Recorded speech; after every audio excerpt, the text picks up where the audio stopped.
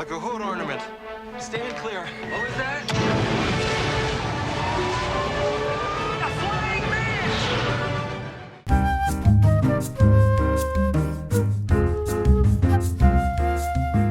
So you got an opening bit for the Rocketeer?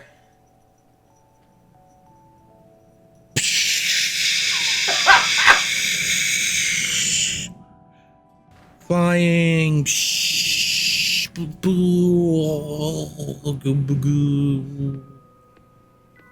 like to think this is what Joe Johnston was like at the pitch meeting. This was Joe Johnston trying to convince the Disney executives, I heard you have the rights to the Rocketeer. Let me direct it. He's heard the story about Cameron writing a little dollar sign at the end of Aliens, and he was just like, I've got an idea. And it's just him pretending to be a rocket for 5 minutes of the pitch meeting. The head of Disney Film went, shut the fuck. Okay, fine, get out of here. You're weirding me out. We'll give it to you. Welcome to Bomb Squad Matinee. I'm your host and master ceremony, Tanner Richard Kraft, and with me I have... I hope the Manosphere discovers this movie and has to try to come up with reasons to call it woke. Hi, I'm Austin Zwiebelman. Yep, and we're talking about The Rocketeer, if you couldn't tell by the shit. Mm-hmm. One of my all-time favorite movies. But before we get into that, I do, in fact, have a warm-up question that I'm totally not looking up because I forgot. I don't even know if there's like an IMDb list for this one. Yeah, I could pull up an IMDb list for this one. Austin, it's the Tanner and Austin show, by the way, everyone. Everyone loves the Tanner and Austin show. Mamma mia. Back. Austin, what is your favorite superhero movie, not based off of a Marvel or DC character? Well, Tanner. See, this is one of those questions like, hey, what's your favorite mob movie? Or like, what's the best video game movie? Where, if you ignore out of left field, like, based mostly on personal taste type stuff, there's really only three good answers. The Incredibles, the most obvious one, which is definitely my actual pick, then Unbreakable, followed in third place by Chronicle. Now, I figure I'll forgo my speech about how fucking good The Incredibles is because there's a high chance that's your pick too. And if listeners want to hear about how fucking amazing Unbreakable is, just stay tuned. Which leaves me with Chronicle, a movie that I am always excited to talk about. There was an article that I read once about how Sony was passing on the American live-action remake of Akira because one of the early drafts of the screenplay required an estimated $300 million budget, and this was back in 1990. So if you adjust that figure for inflation, we're talking about like a $750 million budget in today's money. So imagine my surprise when in 2012, we got a de facto live-action Akira remake made for only $15 million from first-time director Josh Trank. Chronicle tells the story of these two hot, mentally healthy friends, one of which is played by a very young Michael B. Jordan, who gets superpowers from a mysterious crystal they find in the ground. Unfortunately, their school shooter incel friend, played by Dane DeHaan, is also present, and proceeds to use his superpowers to go sicko mode on everyone who's ever done him dirty. Mind you, this does lead to some incredibly cathartic shit, like him stealing money to pay for his mom's cancer medicine and just fucking ragdolling his abusive dad. But eventually he just kind of starts hurting random people. And his hot friends, they need to put him down.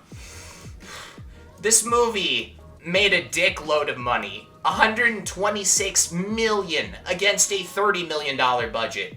Chronicle was the exciting, compelling, found footage special effects movie that people wanted Cloverfield to be. But it had better plot structure and characters. Like The Rocketeer, Chronicle never got a sequel, even though it absolutely sets one up at the end of the movie. Mostly, I think, possibly because we found out later that the writer and director behind this movie are douchebags. That's right, I have spent the last few minutes praising something that fucking Max Landis wrote. It's a bad feeling. But Chronicle will always be special to me because some of the VFX people who worked on it came to my high school, and I got to look really fucking cool in an auditorium of my peers by talking about their deliberate frame rate choices in some of the clips they presented. They said I reminded them of their director, and that moment sustained me for years. Real shame, though, now that we've seen Josh Trank's post-Chronicle career. That said, I like to think they just meant I sounded like I knew what I was talking about. Anyway, yeah, my favorite non-MCU, DCU superhero movie is definitely The Incredibles, but most of the time I'd rather be glazing Chronicle just because it's more of a novelty. Yeah, that's my answer. Back to you, Tanner. Chronicle was my first time seeing a found footage movie that wasn't a horror movie. Chronicle is a movie I saw in theaters, which before I turned 16, seeing movies in theaters wasn't a very common thing. The year Chronicle came out was 2012, right? Yes. I saw 4 movies that year. I saw Chronicle, I saw The Avengers, I saw The Amazing Spider-Man, and I saw The Dark Knight Rises. That was the 4 movies I saw in theaters that year. And I believe until 2014, that was the most movies I had seen in theaters in a single year. Which is crazy considering I go like multiple times a week now. Right. Chronicle's a good movie. It's really unfortunate that the main guy, like the main character of that movie, Michael B. Jordan, went on to have a huge career, later won an Oscar. Dane DeHaan had a pretty successful career. He kind of fell off the wagon there for a while, but he appeared in he consistently appeared in high-profile films. He was in Oppenheimer. I think he was in that Dumb Money movie. Like his career's doing fine. What the hell's the main guy doing? I just looked it up. He's been a main character on a cop show for like the last decade. What cop show? Like Blue Bloods? SWAT. Oh, fuck! Oh, man. Talk about a fate worse than death. As far as I can tell, he's like the third lead. Fine. I'm glad my parents like him. Jesus. Oh, but apparently he's not even a regular on that show anymore, starting with season 7. And they're on season 8 now. He's not in season 8? Oh, man. What's he gonna do without his propaganda check? How is he gonna put his Chronicle daughter 2, through college? Baby, let's go! Chronicle Oh my 2. God! It's just gonna be him and that mountain. I have to say, watching Chronicle, that was the first time I saw a movie in theaters where I went, what the fuck? Did they even try with the green screen? Was him at the end of the movie where he's like, yeah, look at it, man, I'm at the Himalayas. And I'm like, no, you fucking aren't. The cop does look You bad. are very clearly not there. They ran out of money. It looks like they shot it like the day before the premiere. They went, fuck, we forgot to film the epilogue. Shit. I like to think they had like an original ending that got canceled by a tragedy or something. Like the original ending was like a mass shooting or something. What if the original ending was Dane DeHaan's character won? Yeah, I like to think Chronicle had some Lilo and Stitch shit going on, where like a tragedy happened and the editors were just panicking, like, can you get me a picture of Tibetan monks, like a monastery, right fucking now? Like, we're gonna put Alex in front of it. Anyway, Chronicle is a good movie. In all seriousness, though, the actual answer to this question is The Incredibles. However, that's too obvious. So don't worry, folks. I've pulled up an IMDb list called Non-Marvel and DC Superhero Movies. Let's look at some of the answers on here. RoboCop. The Mask. I would not call either of those superhero movies, but sure. Isn't The Mask based on a comic? Isn't that why people bring it up in these lists? It is based off of a comic, but that's still kind of a stretch. Yeah. Snake Eyes, the G.I. Joe movie. Before you ask, no, the other G.I. Joe movies aren't on here. A lot of love for Snake Eyes. Good shit. How about some movies that you probably forgot existed, like The Green Hornet? Remember that? Oh, Seth Remember when Rogen? they tried to make the Green Hornet a thing? Wait, wasn't Christoph Waltz like that was his big like thing after Inglourious Bastards? I was the think Green so. Hornet? What about the Jean-Claude Van Damme classic, Time Cop? Okay, Time Cop is really fucking good. I watched That's Time Cop. people tell me, hey, here's a throwback to a show we did before the Bomb Squad was started. How about the Vin Diesel movie Bloodshot? You remember that shit, dude? Oh no. Remember when part of the plot of that movie revolved around Vin Diesel's like android being programmed with open source code? That led to a very funny bit, and I can't remember the wording of it now. Yeah, that was a good recording. I think Josh said, I just did my last commit and it thinks it's a maid. Never let anyone say Josh Key is not a fucking comedic genius. Underdog is on here. That's a movie that exists. All the Power Ranger movies are on here. All the Flash Gordon movies are on here. Wait a second. No. Underdog is DC. Is it? I don't think so. I made that up. Atlantic Rim is on here, not Pacific Rim. What the fuck? The president. Star Kid, Star Buddies. Are those like Airbud movies, or it's like dog pictures? Yeah, well, Star Kid is just some bullshit that's on here. Okay. What else we got here? We got Atlantic Rim 2. Atlantic Rim. Are these like asylum wow, remakes? there's a lot of I have it sorted by popularity, and there's some like absolute nonsense on here. Like what? What the fuck is All Superheroes Must Die? Anyway, my actual answer to this is, since I think saying The Incredibles is too obvious, and Austin already said Chronicle, I have a very out of left field answer. I am not only picking a movie that's not based off of a Marvel or DC comic, I'm picking a movie that isn't based off of a comic book at all. That's right. I am picking the 2008 Will Smith movie, The First Half of Hancock. Oh, he made it work! Nice! Not the second half, but the first half of Hancock. When it's like, I'm an alcoholic superhero that needs PR changes. That shit's awesome. The second half of the movie where it becomes like, we are two gods locked in romance from the start. I'm kind of like, okay, whatever. This is fine, I guess. But the first half is actually really funny and interesting. I like how he consistently threatens that he's going to stick people's heads up other people's asses, and then he actually does it. That's a beautiful payoff. It perfectly chimes into Will Smith's charm and charisma and what makes him work as an actor. And Hancock is really, really good. If I have to pick a full movie and not just the first half of Hancock, Megamind, final answer. Not bad. Not bad. Megamind, Cool. pretty good movie. Good movie. That meme has lived on where he goes, there is no Tooth Fairy, there is no Santa Claus, there is no Easter Bunny, and there is no insert whatever here. It's always really funny.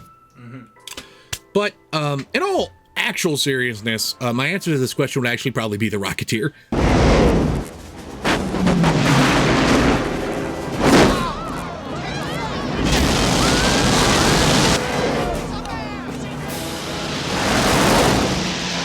Look at that! Georgie! Tell me that you're getting this! I'm getting it! I'm getting it! I don't know what it is, but I'm getting it! And let's get into why. Austin, starting with you, because there's no one else to start with. What do you think of The Rocketeer? You ready to do 20 years for rocketeering with me? You Yeah, ready to- absolutely. They got our asses on RICO charges. I'm not afraid to catch a case on some bullshit. Of all of the pulpy comic book movies of the 1990s, like The Shadow, The Phantom, or if we're just counting movies people have actually seen, Dick Tracy, The Rocketeer might be the best one. This movie famously flopped, getting dunked on by movies people have heard of, like Terminator 2 and Robin Hood, Prince of Thieves, and shit that nobody watches anymore, like City Slickers and Dying Young. There was an entire 1,200-word essay written in 2016 for Forbes dissecting how this big-budget Disney film could bomb so hard at the box office. One thing people like to point out is that The Rocketeer is a little bit too adult for kids and way too corny for teenagers. And to that I say, fuck you. This movie paints a more accurate picture of the world than any children's film I have ever seen. And we should place some value behind that. The Rocketeer absolutely nails the power hierarchy that we in the United States have lived under since about the 1930s. At the very top of the food chain, you've got billionaires who are so powerful that they tell the president and the FBI what to do. They control the nature of modern war through advanced tech that they have made at private companies. Then, on the second part of the pyramid, you have the famous millionaires who don't have enough clout to tell the FBI what to do. So they enlist the help of organized crime, and they try to overthrow the billionaires through treachery. Note that either of the first two rungs of the pyramid might secretly be loyal to Nazis. Beneath that, you have the ownership class that has a bunch of gasoline trucks, and then at the very bottom of the pyramid, you have unemployed guys with crazy hot girlfriends. Major props to Joe Johnston for depicting the state of 20th century capitalism about as well as the Iron Giant depicted anti-communism. But, of course, like, the only reason I feel so much validation seeing this stuff is because we are in a post-Trump, Elon Musk buying Twitter, fucking 7 families own all of the news outlets type of era. Back in the 90s, especially the early 90s, the Nazis and fascists. The Nazis. Just ignore. Keep going. Sure. The Nazis and fascists were considered a thoroughly defeated external enemy. Capitalism just took down the Berlin Wall, so nobody found it sinister when a billionaire was depicted as having significant power over a president. But most importantly, Disney marketed this as a family adventure film about a guy who gets a jetpack. The 16 American Marxists who existed in 1991 were probably busy buying tickets to Boys in the Hood and New Jack City, and not this. Speaking of, like, guy who gets a jetpack, another thing that's required for enjoying The Rocketeer is entering a mindset where a handsome guy that uses a jetpack to fly is sufficient spectacle for 90 minutes of your time. And by 1991, the whole, like, wow, a jetpack premise was competing against stuff like time-traveling, shape-shifting cyborgs from a nuclear apocalypse future, or the world's most ripped guy travels to Mars and joins a mutant rebellion, and the funniest guy in the world finds out he's literally Peter Pan. Thanks to innovations in practical effects and CGI, we were rapidly reaching stages of blockbuster spectacle escalation, where one central effects idea by itself was not enough to put butts in seats. T2 and Total Recall were introducing new spectacle beats like every fucking 20 minutes, with each one trying to outdo the last. In fact, it's my theory that the darker and grittier tonal shift of the 2000s, like the early 2000s, was in response to the VFX Cold War that made The Rocketeer flop at the box office. There had to come a point where studios asked, how do we reset audience expectations so they could sell, like, slightly lower budget movies where, say, an average guy gains the power of flight? You don't always want to drop record-breaking money on a new Superman film, but if you play it off as gritty and realistic, any deviations from everyday physics are suddenly spectacular again. That's how you got stuff like Chronicle and Unbreakable and Kick-Ass. Kick-Ass being a really important mention here because that spends the whole film building up to a jetpack existing, and it's fucking cool! While I couldn't find any quantitative data confirming that The Rocketeer has gotten more popular over time, streaming figures they're a black box, and the Google Trends chart for The Rocketeer barely has an uphill slope. Retrospective articles and video essays talk about this movie like it has the trajectory of, like, vinyl record sales. That would track with my experience. I was completely fucking blown away by this when I saw it last Monday. I love this movie. I wouldn't be the first or the last person to say that The Rocketeer was kind of ahead of its time, but I do think filmgoers in the 2020s are more likely to love this really famous box office failure, thanks to a newfound appreciation that we have for sincere and emotionally straightforward filmmaking. I don't think people no longer, they don't want to drive in some fucking quippy middle lane where they're trying to balance earnest emotional arcs with quippy meta jokes that fucking undercut the whole thing. And the Rocketeer's unapologetic old Hollywood sincerity is a really refreshing way to take a break from all that too cool to care bullshit that is super common in many superhero movies these days. But more than anything, I think that we're going through an economic and political crisis similar to what happened in the late 30s. So our brains just once again crave pulp serial adventures like our ancestors did 100 years ago. You know what they say, when the economy is broken and the fascists are trying to take over, we just love seeing everyday dudes save the world. Yep, this one's a fucking big fat 9 out of 10 for me. I loved it. Back to you, Tanner. I'm so glad you're really a big fan of it. I adore this movie to bits.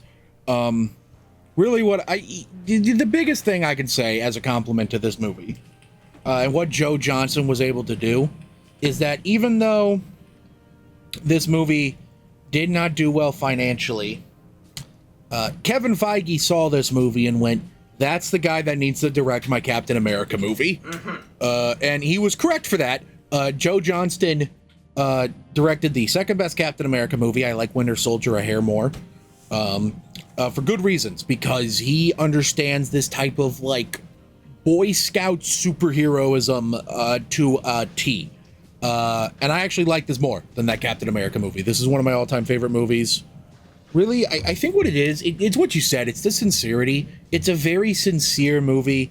It's kind of crazy to think that this is based off of a comic book from the 1980s, which, mind you, I have read that comic book before. It's been a while since I've read it, but I have read the initial Dan Stevens. No, I'm sorry. Dave Stevens. Dave Stevens, not Dan Stevens. That's the actor. Mm-hmm.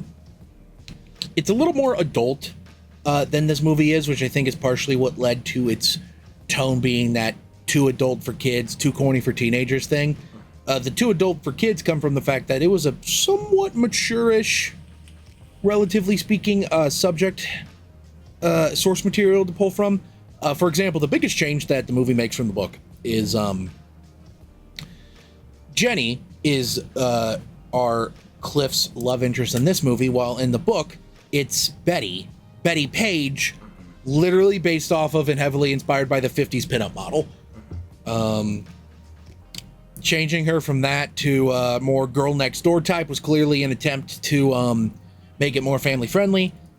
It works, obviously, in part because Jennifer Connelly is just really good in the movie and also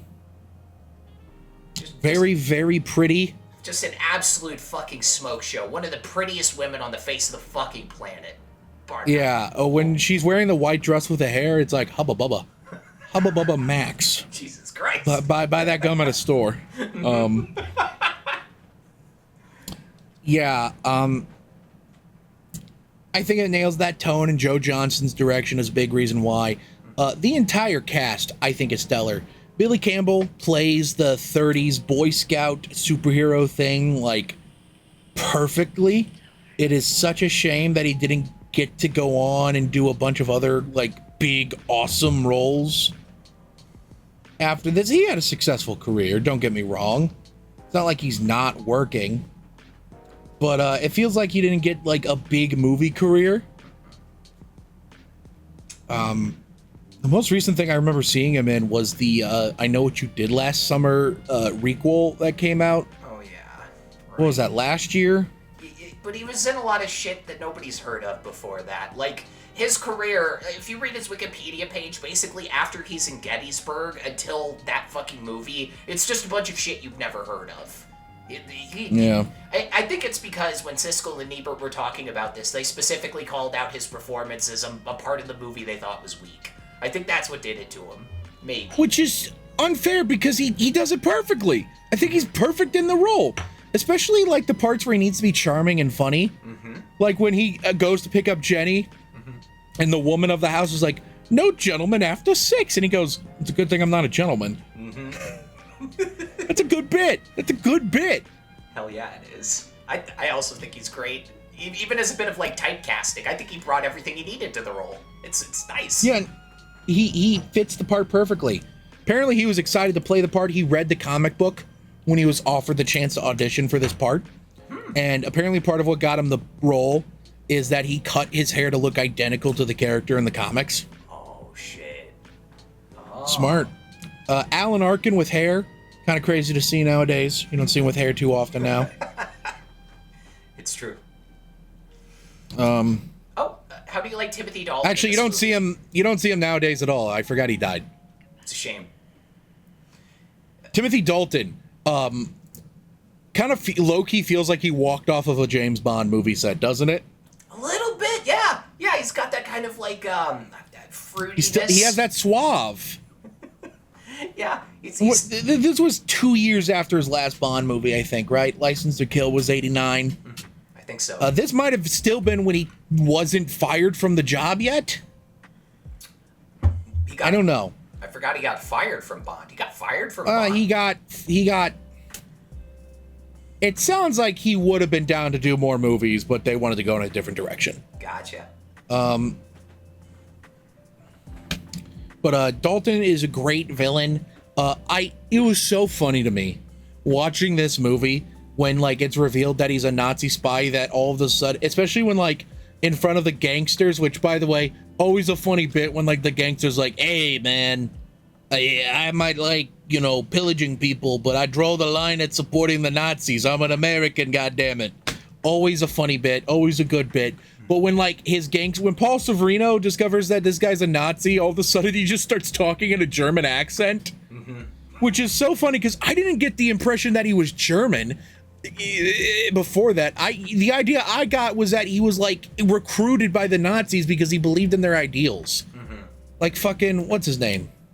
Pilot Boy. Henry Ford. No. Sorry. Yeah, no, not Henry Ford. Charles Lindbergh. Yeah, Charles Lindbergh was like, I don't think they succeeded because I do actually think Charles Lindbergh ultimately went, I agree with everything you're doing. However, I'm an American. Man, it's a shame. I wish we had more people with that stance today. Yeah, I'm an American, goddammit, so I will not support the Nazi Party of Germany. The Nazi Party of America, on the other hand. It's fun watching Howard Hughes, first off, be played by John Locke from Lost. And secondly, see Howard Hughes in a movie when he was just in peak, I'm marching towards the future mode. Oh, God. Instead of like some other times you see him where he's like, I'm a hermit that doesn't want to go outside. Yeah, we were like, what, like, Jesus Christ, like, 2004 was when The Aviator came out? Like, we were so so we're close. just a solid decade away from The Aviator. This movie must be so weird, but like after The Aviator, Martin Scorsese just slapped the shit out of the way Howard Hughes looks in public after the fact. Because like he had been dead for a while before this movie, so people had time to forget how fucking weird he was. And then Scorsese came back in running like fucking 7 years later and was like, wait a minute. Yeah, they had the chance to forget that he became a weird hermit. In this, they depict him as like what? 2011 Elon Musk, like just genius inventor man, way of the future. Yeah, basically, he's Tony Stark. Oh yeah, that's a better comparison. God, it's just a really fun movie. It's a tight, focused movie.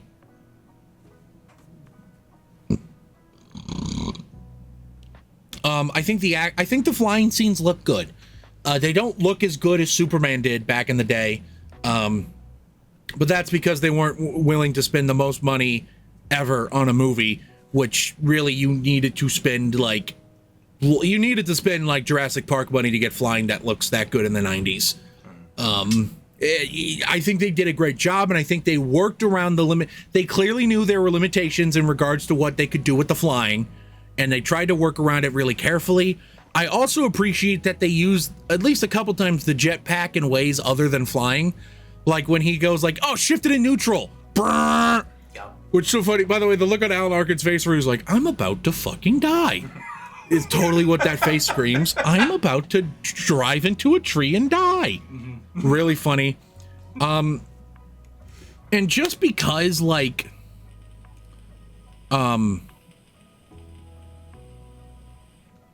Sorry, train of thought went to neutral.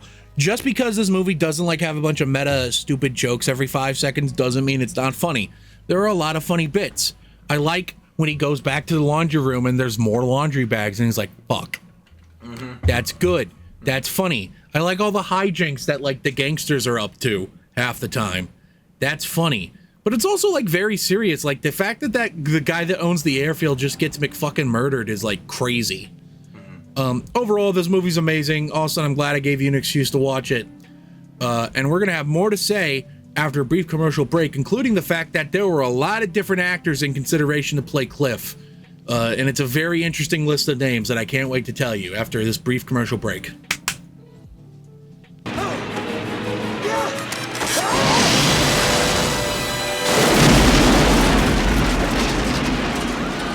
Oh, it's all part of the show.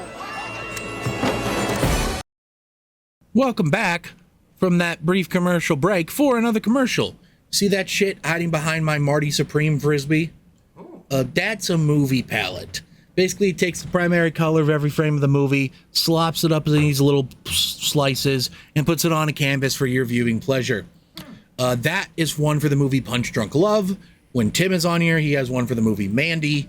It's really cool. It's a really cool artistic piece that can like show your love for film in a very different kind of way. So go to moviepalette.com, pick the palette you want. If they don't have it, for a little extra money, you can get one custom made. Add it to your cart, but before you check out, enter the code SQUAD15 to save 15% on your order. Thank you so much for watching, and now back to the show. Austin, my man, are you ready for this list of actors that were apparently considered to play Cliff? Lay it on me. I do want to say, before we get into this too far, that this is, of course, based off of an IMDb fact. But before I go on to the IMDb fact, I'm actually going to go through the Wikipedia page, because the Wikipedia page lists different people than the IMDb fact does. So, on Wikipedia, we have... First off, I want to say it actually was really hard for them to get Billy Campbell right, or to get Cliff Secord right. They had a lot of different people cast. For example, one of the studio's staff, like one of Disney's staff writers, Carrie Kirkpatrick, auditioned for the part. Yeah. Carrie Kirkpatrick is not really an actor. Carrie Kirkpatrick is, you probably would know him best as the director of Over the Hedge. I love Ben Folds. Over the Hedge is good. Apparently Kevin Costner and Matthew Modine were both the first actors considered for the role. When they were unavailable, here is a list of people that auditioned: Dennis Quaid, Kurt Russell, Bill Paxton, and Emilio Estevez. Apparently all auditioned. Johnny Depp was apparently Disney's favorite. I don't even know if he auditioned. Paxton claims he was really close to getting the job. Vincent D'Onofrio was offered the part and declined it.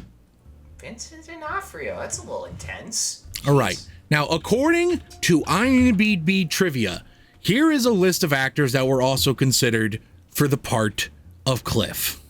Okay. Michael Keaton, Alec Baldwin, Okay. Robin Williams, No.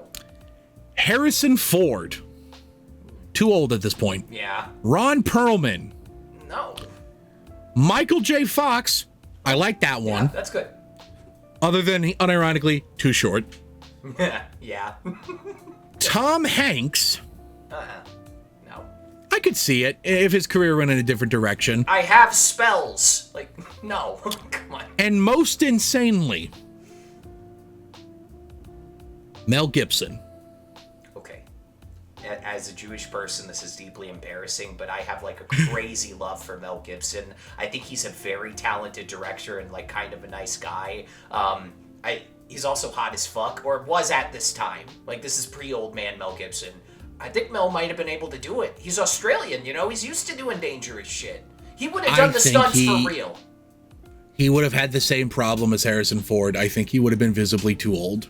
Yeah, he was approaching like Braveheart years, you're right. Even in the early 90s, he would have been getting old. That's a good point. So, good thing they went with an actual young guy, you know? Yeah, Billy Campbell, who was only like 30 when they made this movie. Really great pick. Though it is very funny that apparently he had a fear of flying. Oh. Well, I guess what most that he had to do, I guess, was... They put him in front of a blue screen to get some footage for the stop-motion people. There are some shots of him in a plane, but I figure those might have been rear projection stuff. I wonder how much actual, like, being high up Billy Campbell had to do for this film. He did work with the aerial coordinator. Though apparently Campbell was doubled for almost all the flying sequences, and there was a scale model developed by ILM puppeteers. For most of the rocket pack scenes. Speaking of alternate castings, a movie like this, there's a lot of alternate castings, especially when Disney was like, well, we think this can make money. Who do we cast for people? Jennifer Connelly feels like such a no-duh pick that it's kind of interesting to read about some of the other options. Elizabeth McGovern. Diane Lane. Okay. Kelly Preston. And I think the one actress that they considered that I think would have been effing amazing in this role, Sherilyn Fenn. Best known as Aubrey from Audrey from Twin Peaks. Good stuff. Yeah. And she would have been the right age at the time. She would have been perfect in the part. The original casting for Eddie Valentine and Neville Sinclair were also like freakier, scarier guys. Well, they wrote it for Pesci, didn't they? Yeah, the screenwriter originally wanted Joe Pesci to play Eddie Valentine, but they actually ended up getting a person who was higher up on the ladder in Goodfellas, Paul Sorvino. And for Neville Sinclair, they wanted fucking Scar himself, Jeremy Irons. And frankly, I think the final castings fit the tone better. That would have been like a freakier movie for kids to have to deal with. I also saw that they considered it was offered to Charles Dance, apparently. Who, honestly, Charles Dance, I would have guessed that guy's evil, like, immediately. Yeah, too transparent. It's too, like, that guy's an evil person. I think it's worth noting that even though they did go with Billy Campbell, Disney, the Gordon Company, and Silver Screen Partners were not excited about it. Like, he beat out Estevez, Bill Paxton, Dennis Quaid, Kurt Russell. Before this, like, his career's kind of weird. He got his start on, like, an episode of Family Ties, and then he had a bigger role in the 5th season of Dynasty, which is a show our parents know. He was the first choice, actually, to play Riker on TNG. And get this, the head of Paramount Television cock-blocked him because he thought Campbell lacked the sense of command needed for a leading officer. He was this close to being Riker.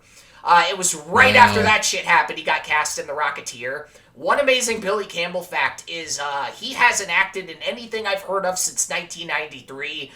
One funny point in his career, most people don't know about this, is he acted in the sorta kinda 10 Things I Hate About You sequel, 10 Things I Hate About Life. And if we have any 10 The one that never came out, right? Yes! If we have any 10 Things I Hate About You heads in the audience wondering why you haven't heard of this, it's because there was a huge-ass lawsuit involving the lead actress, Evan Rachel Wood, and this movie has been unreleased for like 12 years now. The lawsuit, if you want to look it up, is 10 Things LLC versus Evan Rachel Wood, and is still ongoing as of 2026. But besides that, I really like Campbell as typecasting. I also gotta give it to him for bagging Jennifer Connelly in real life. They were engaged from 1991 to 1996, so even if he's a C-list actor, that dude is my fucking hero.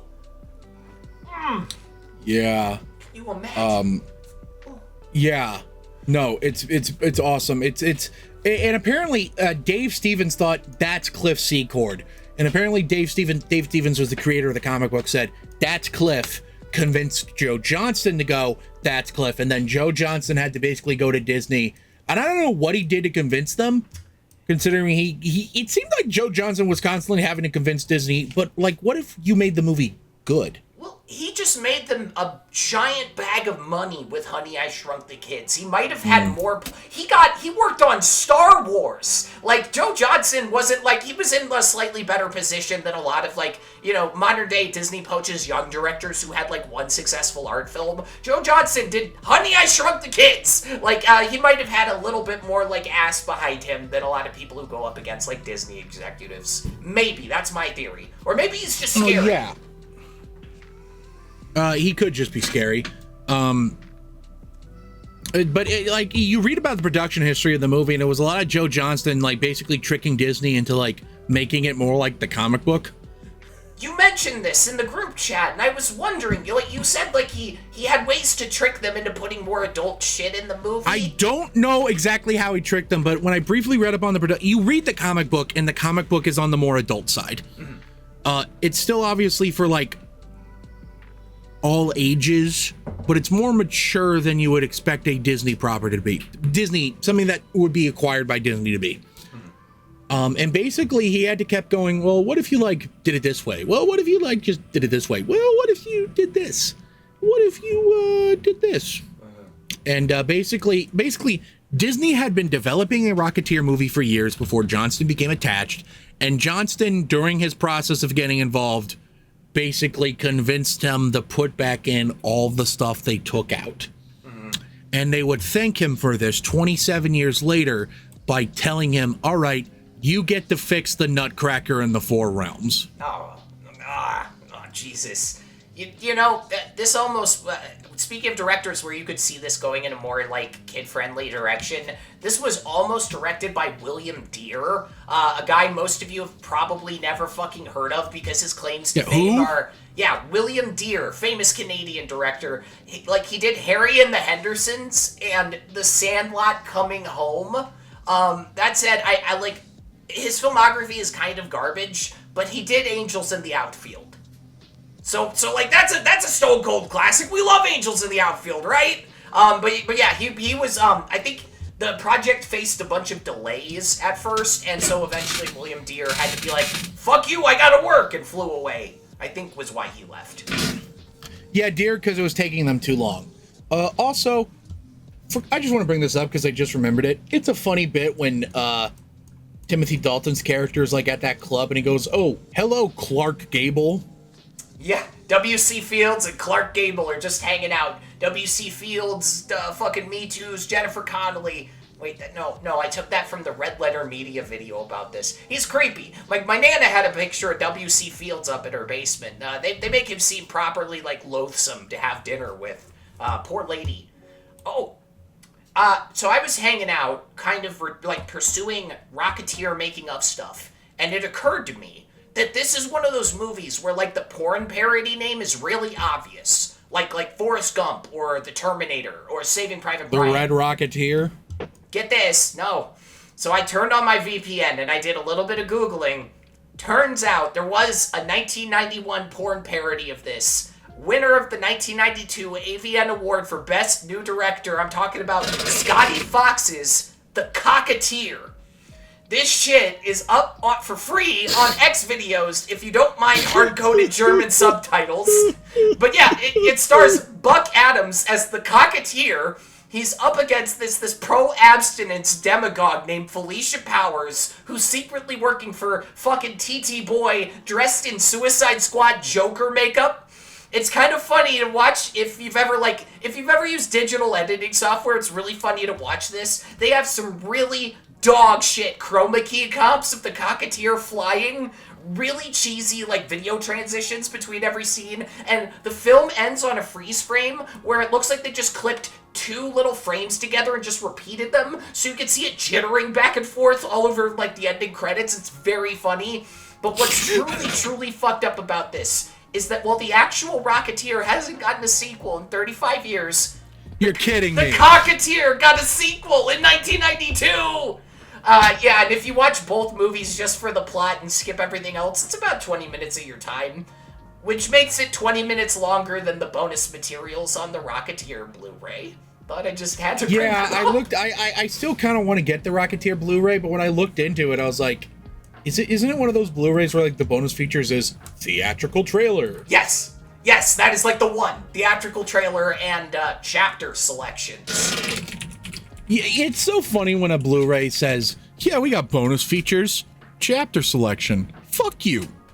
I was really excited for a director's commentary or anything. I feel like there are movies that, like, flopped hard and still at least got some, like, you know, kind of treatment on Blu-ray. It's really disappointing how much Disney is, like, memory hold this thing. Or at least, like, nobody's put together a solid Blu-ray for it, because I found there's like a decent amount of making of stuff. Reading about the VFX for this was really cool whenever we want to get into that. Got a couple. Well, let's get into that. I'm really curious because I didn't get to read about this. So as you kind of brought up earlier, the VFX on this were basically all practical. Like, the Rocketeer flying around is this 18-inch stop-motion puppet with motion control cameras going around him on really, really, really long tracks. The fact that there was a shitload of movement in every shot of him actually gave the puppet a bunch of motion blur and made it look real good. And even though we don't have a 4K of this yet, I bet you...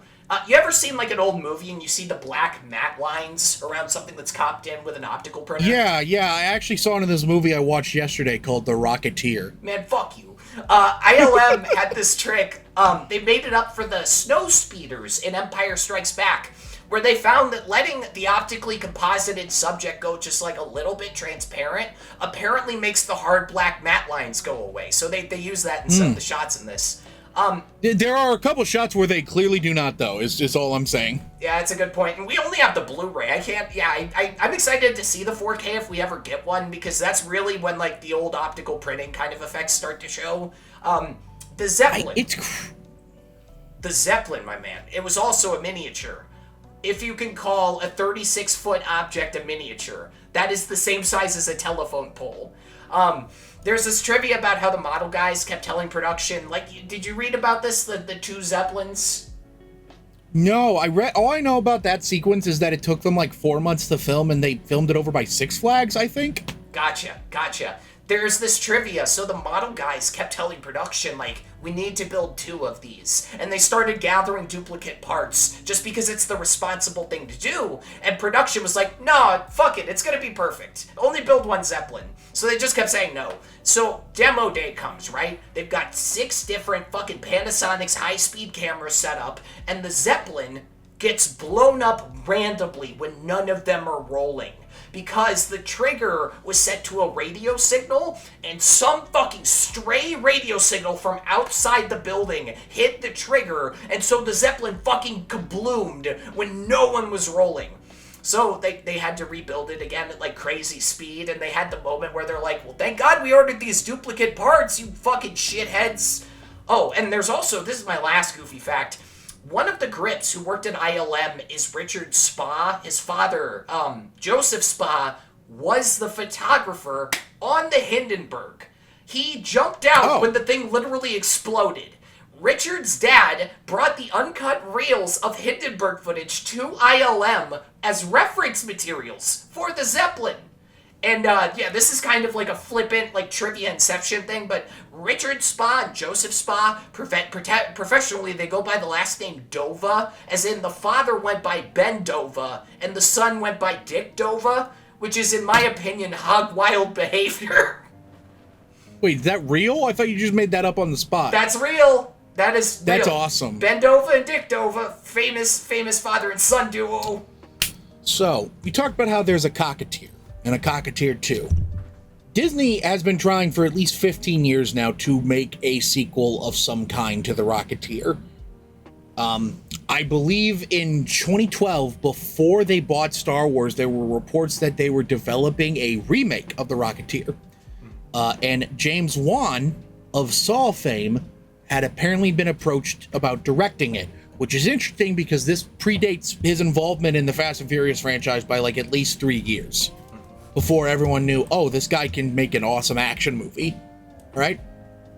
In 2016, they confirmed that they would do a reboot sequel called The Rocketeers, plural. They had an entire producing partner. They had Brigham Taylor. All right, so here's the interesting thing about that one. It was going to be produced by Brigham Taylor, who has been one of the key producers of the live-action remakes Disney has been making. And then also Blake Griffin of then the Brooklyn Nets, as in the basketball player, and Ryan Cahill, or Cayley, of then the Carolina Panthers, yes, the NFL team. Wait, what? What? Right? Yep. I'm lost. What do you mean? It's interesting, isn't it? So apparently it was going to take place 6 years after the first movie, with Cliff Secord having gone missing while fighting the Nazis, and there'd be a black female pilot in the lead role, and the new Rocketeer would go on a mission about the Cold War. Apparently, Peter Ramsey expressed interest in directing. Peter Ramsey is probably best known as the primary director of the DreamWorks movie Rise of the Guardians. Peter Ramsey was also one of the directors of the first Spider-Verse movie. Some other names that were thrown out there were Gina Prince Bythewood, who I believe is best known for directing The Woman King. Good movie. Good movie. Great movie. Great movie. Darnell Martin was apparently attached to it. She's more of a TV director. She directed episodes of Law and Order, Grey's Anatomy, and The Walking Dead. She did direct a Hallmark movie starring Jennifer Love Hewitt, though, at one point. And also considered to direct it was Amma Asante, who I believe is more of an actress than director. I don't know of anything that she's made that you would have heard of. I'm looking at her previous work, and I have not heard of any of this. But she directed some episodes of The Handmaid's Tale, all right? So then, by 2020, it was announced that a new draft of it was directed, a new draft of that was done, and J.D. Dillard was attached to direct it. J.D. Dillard, you probably best know for directing Devotion, the other Glenn Powell airplane movie that came out in 2022. Right. I heard he, didn't want to do The Rocketeer because Devotion was too similar or something. And because he made The Rocketeer, he stepped away from the movie. But here's the interesting thing. Around the time J.D. Dillard was attached, David Oyelowo was attached as a producer along with his wife, Jessica, and David may or may not have played the starring role. And I know what you're thinking. Wait, I thought this reboot was a black female pilot. Well, get this. They apparently changed it into the plot focusing on a Tuskegee airman finding the rocket pack in uniform and taking on the mantle. We have heard nothing about this movie since J.D. Dillard said, I'm not directing it anymore. Disney clearly sees that there's a cult interest in this and thinks that they can make another one of these movies.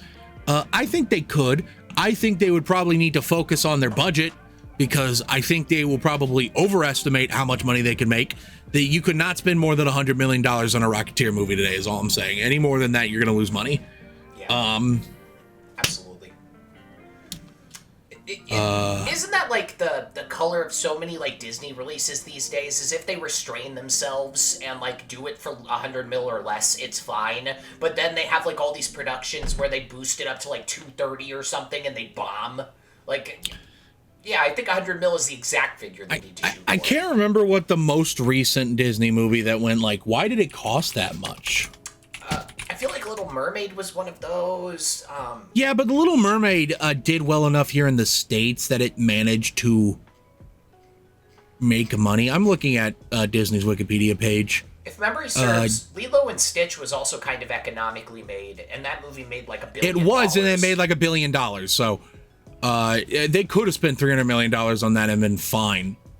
Oh, yeah, why the fuck did Tron Ares cost $220 million? It's not even set in the fucking grid. Why? Why does it cost so much more than Legacy? If you set more than half the movie outside of the grid, that should allow you to save a significant amount of money, right? Trash. Fucking trash. And yet, they made another Alexander and the Terrible, Horrible, No Good, Very Bad movie? What? Apparently last year, a movie called Alexander and the Terrible, Horrible, No Good, Very Bad Road Trip came out. Also, Snow White should not have cost. This is the big one. Yep, that's This is the big one. Snow White allegedly cost, even if you include the tax incentives, allegedly cost $272 million. That movie takes place in a fucking forest. I've not seen it, but there's I haven't nothing seen it in that either. movie that should make it cost the same as a Fast and the Furious movie. Nothing. I am a massive Rachel Zegler fan, and I still haven't seen that. I kind of want to see it for Gal Gadot's performance. I've heard funny things. Kind of like... I've heard she's hilariously bad in it. She's like John Voight in Anaconda level bad. I might see it for that someday. Although it's one of those movies where I need to like wait until I have an OLED screen so it doesn't look like shit. Disney's been releasing a lot of movies that look terrible in 8-bit color. Stupid. Here's another one. Why did the Haunted Mansion remake cost $150 million? I forget. I watched that one and it was okay. I almost got killed by a fridge the day I saw the Haunted Mansion. What? Yeah. What do you mean by that? So we're watching the Haunted Mansion and there's a lot of scenes where like when somebody dies, at first they think they just woke up somewhere else, but when other people see them, they're a ghost. So somebody was dropping off a free fridge at our house. They got a truck and they had a dolly, but they didn't have straps. And so I go up there, we pause the Haunted Mansion, I go out there and I like trying to wheel a fridge down without straps. And so naturally I'm trying to roll it down slow and it doesn't work. The fridge comes off the dolly and lands right next to me, almost crushing and killing me. And I'm looking at it and I'm like, this is just like the movie. To me it looks like I didn't die, but I'm a ghost now. But then clearly I'm still here. But that's my relationship with that stupid movie. All right, if you want to talk about the biggest example of why the fuck did they spend this much money ever, in terms of recent Disney, and I like this movie. I actually like this movie a lot. I think it's a very good movie. Why the fuck did Indiana Jones and the Dial of Destiny cost $353 million to make? I'm convinced that de-aging is a black hole of money. Like, the way we do de-aging right now is like... Because remember, The Irishman cost like $300 million or something, $200 million, something fucking crazy. Well, part of that was because they had to develop a way to... Because Scorsese said he couldn't do de-aging unless there weren't any bullshit on their faces. So, like, the fucking VFX team had to be like, well, what if, like, we filmed every scene with 2 cameras and one is an infrared camera? Yep. But I'm convinced de-aging is a money pit. Like that opening scene on the train alone maybe costs like tens of millions of dollars. And I don't know. I feel like you could really spend a lot of money going to ancient Greece. It's still inexcusable. If they had hired like someone who probably mapped the VFX out in advance and knew more what they were doing, like Denis Villeneuve on the Dune movies, you could have done it for cheaper. My only problem, I'm going to push back you on a little bit. James Mangold had directed 2 fucking Wolverine movies, so I refuse to believe he didn't know to do that. Are they on the same Including scale? The Wolverine. The Wolverine was... Let me look up the budget for The Wolverine. Logan was maybe smaller scale, but The Wolverine had to have been a bigger movie. It has a giant robot fight. Wolverine, 132 mil. And that's in 2013 dollars. So... Right. So James Mangold should know what he was doing a little bit more. Yeah, that is Which makes me think that Disney just has, like... They're just like, oh, you need more money? Here you go. Why did it bomb? The fifth Indiana Jones movie made $390 million. Maybe that was never going to be enough for a modern blockbuster to make money, but they shot themselves in the foot with that. Yeah, it's crazy how many of these come out, these Disney films where they'd have to, like, break $1 billion in order to be profitable. It's kind of depressing, especially when some of them are good, although lately a lot of them have not been good. To kind of veer back into the Rocketeer for a second, somebody brought up in a video essay about this that Neville Sinclair is based on Robin Hood actor Errol Flynn. But not just that. That's true. I've heard that, yeah. One biographer had this controversial opinion that Errol Flynn was a closet Nazi, just like Neville Sinclair. So the main source of these claims are this book from Charles Hingham, this 1980 book called Errol Flynn, The Untold Story. Charles points out that Flynn was close to this guy named Herman Urban, which is a funny name, who later admitted to being a Nazi agent in the 30s and 40s. Flynn helped this Nazi agent flee to Spain to escape immigration trouble in Mexico. Also, they found a letter later where he called his business partner a slimy Jew, and that he wishes we could bring Hitler over here and teach these Isaacs a thing or two. And that's a new slur for Jews I haven't heard as a Jewish person. He also recounted this event where this lady who worked for Errol found a bunch of letters dated from Argentina with German names on them, and when Errol found out that she found the letters, he got violently mad at her. Also, the FBI has a file on Errol Flynn. You can actually read them on archive.com, although they're heavily redacted in parts to this day.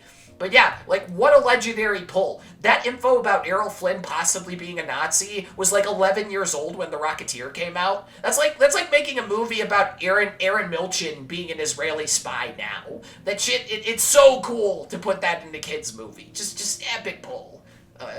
Can't believe it. That is sick as hell. Can we talk about how the writers of these movies later went on to write a lot of video games? What? I haven't even looked into this. Lay it on me. Yeah, you go to their IMDb page and they wrote, first off, they wrote a bunch of James Bond games. Oh. Which is interesting. They also wrote Trancers 4 and 5. I see. They wrote a Command and Conquer game. They wrote a Medal of Honor game. They wrote a Red Faction game. Matter of fact, they did video games for almost all of the 2000s until 2020 when, and this is true, I shit you not, they wrote The Five Bloods. Oh, damn. The Spike Lee movie. Nice comeback. Wow. They also wrote Trancers 1. I should clarify. Can't forget that. Actually, I should clarify, they didn't write any of the Trancer sequels now that I'm looking at it. They just had characters by credit. They did apparently write a Trancers movie that came out last year? Huh? Nope. This isn't a Trancers movie. This is just the original Trancers, but in black and white. Okay. The screenplay for this movie is literally fucking perfect. It's great. No, I'm surprised they didn't get more work. I guess because it bombed. It's perfect. They're so it's perfect at setups and payoffs. It's perfectly paced. I'm envious. You could study The Rocketeer. I feel like if you're an aspiring screenwriter trying to write your first feature, just map chart the emotional beats in The Rocketeer and the setups and payoffs, and just copy that, and everyone will be like, "Wow, you're so talented!" It's one of those things that's so good you should steal from it. It's legitimately a work of art. Sorry, I just read something insane. What? About the writers of these movies. Huh? They are consulting producers. This is their credit. Consulting producers on the first The Sims game. Why are these people tied to video games so heavily? What the fuck? Did The Rocketeer bomb so badly they were banished to video game land? Oh, that sucks. Yeah, because that probably had to be the up-and-coming media play. It's pivoting to commercials and music videos. They were just I need a paycheck, but I'm not prestigious enough to chill in Hollywood anymore. Let's go write for Hideo Kojima. Jesus. I'm sure if you look into their Wikipedia page, you're going to discover that they wrote a bunch of movies that never fucking got made because of one reason or another.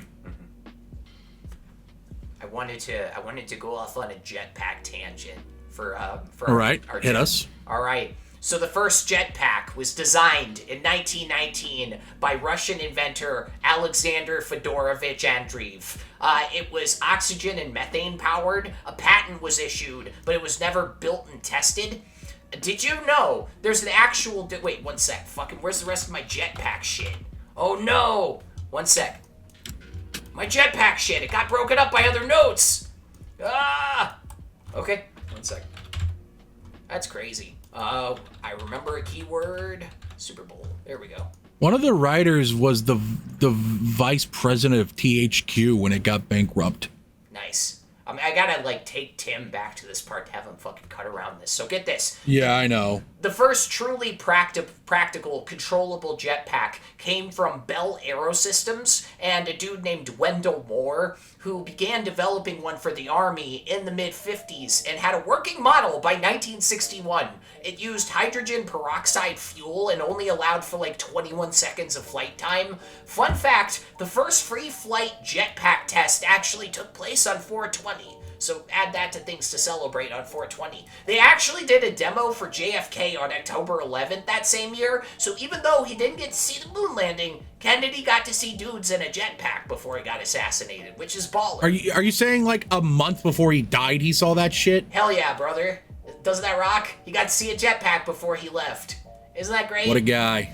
What a guy. But the Army, they saw this like 280-pound fucking jetpack is a big hunk of bullshit, and they stopped funding the program.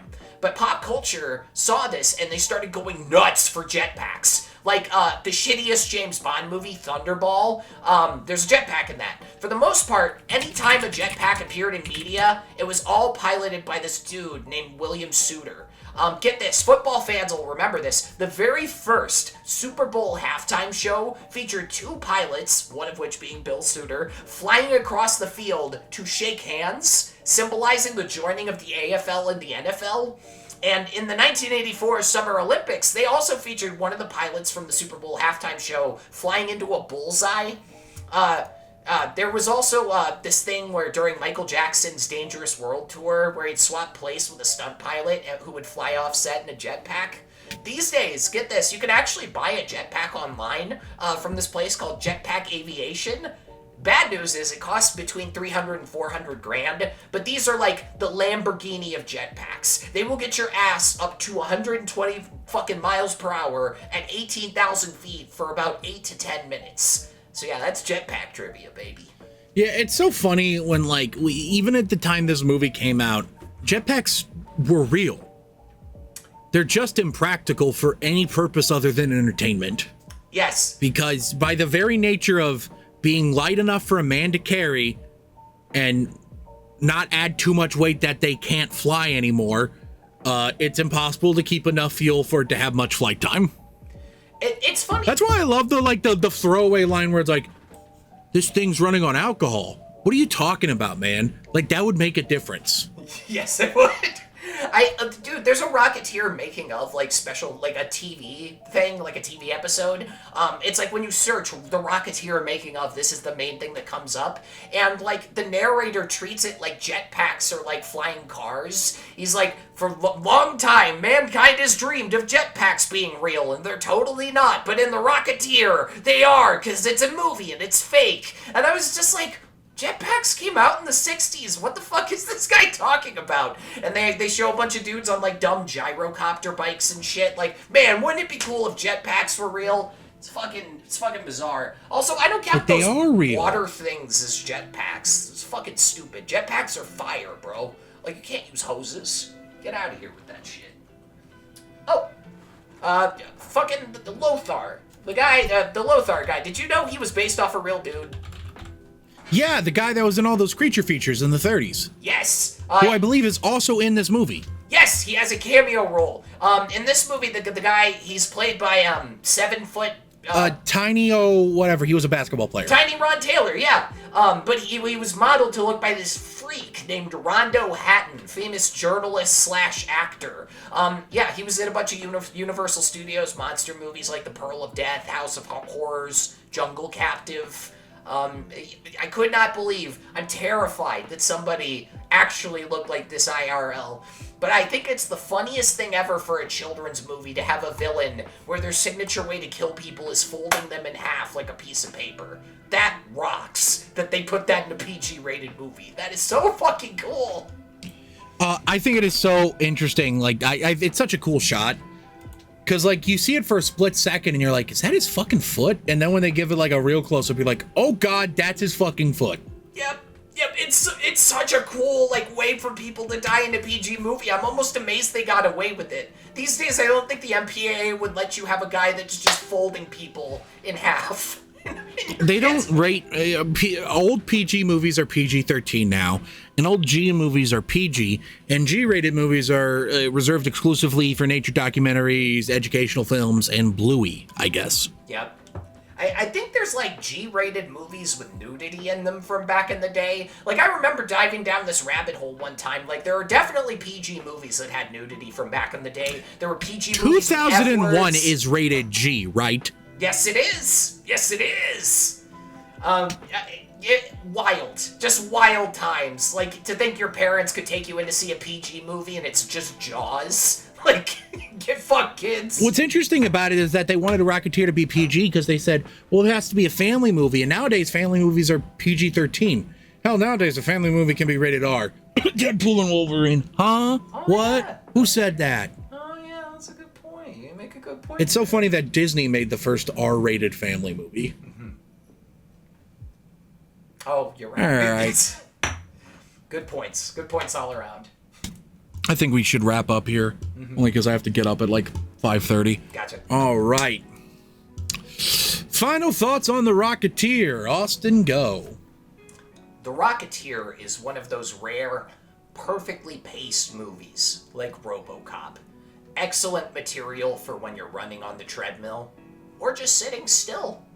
If you're done watching the original Indiana Jones trilogy and you don't want the fun to run out, ignore Indiana Jones 4 and 5. Watch The Rocketeer instead. Some cult classics deserve to just be called classics, and hopefully, someday, this movie will get the same treatment as John Carpenter's The Thing, The Shawshank Redemption, or Blade Runner. I think the sky's the limit with this one. Yeah. I see what you did there. The Rocketeer is a classic movie that really has that old school nostalgic, sentimental feel. Billy Campbell's amazing in the role. Jennifer Connelly's amazing. It's a great movie. It's a great time. God willing, we'll actually get a Rocketeer sequel one of these days. One of these days, Alice. Someday. And I'm not talking about the Disney Junior cartoon. That's for babies. But you know what else is for babies? You, my mother, walking into the room as we speak. This is staying in. This is staying in. Now we can Hello, clap with everyone. her I on live in the screen. basement. I live in the basement where they have to do laundry sometimes. And if you have to do laundry sometimes, thank you oh so very much for watching / listening to this episode of Bomb Squad Matinee. Bye, Mom. We really appreciate it. If you are listening on any of the odd platforms we're on, how about you moseying on down below and leave us a review? It helps boost us in the algorithm or something. I don't know. I just work here. If you are listening, how about you mosey down over the Patreon? $5 tier gets you access to commentary tracks whenever we record those, and the $10 tier gets you access to shout out at the end of the episode. So a special shout out to my mom, Tiny Craft, who you just saw on screen, for your contributions to our dreams. And if you want to give us money in a different way, you can head on down to bombsquadproductions.shop. That's right. They got merch now. We got shirts. We got a hoodie. We have some posters. We got stickers, magnets. We got some good stuff on there. Go ahead and base an order. And if you're watching this on YouTube, thank you oh so very much for watching. We really appreciate it. How about you mosey on down over the comment section below and let me know, what do you think of The Rocketeer? What's your favorite superhero movie not based off of Marvel or DC? What's your favorite alternate casting for The Rocketeer? Are you also wanting a Rocketeer sequel? And finally, Jennifer Connelly, yes or no? Comment below and let me know. And while you're down there, hit the like button so we know how much you like us. Hit the subscribe button so we know how much you love us. Hit the bell icon to know exactly when we upload new videos. Thank you so much for watching. Tune in next week when we, and I'm quite excited about this, when we talk about one of the biggest movies of the year. Not really, but it's directed by Steven Spielberg. That's right, we're talking about his new alien movie, Disclosure Day. Oh, shit. Should be a lot of fun, so tune in then. Thank you again so much for watching. We'll see you next time as I fly away on a rocket. Tim, edit this in. Woo! They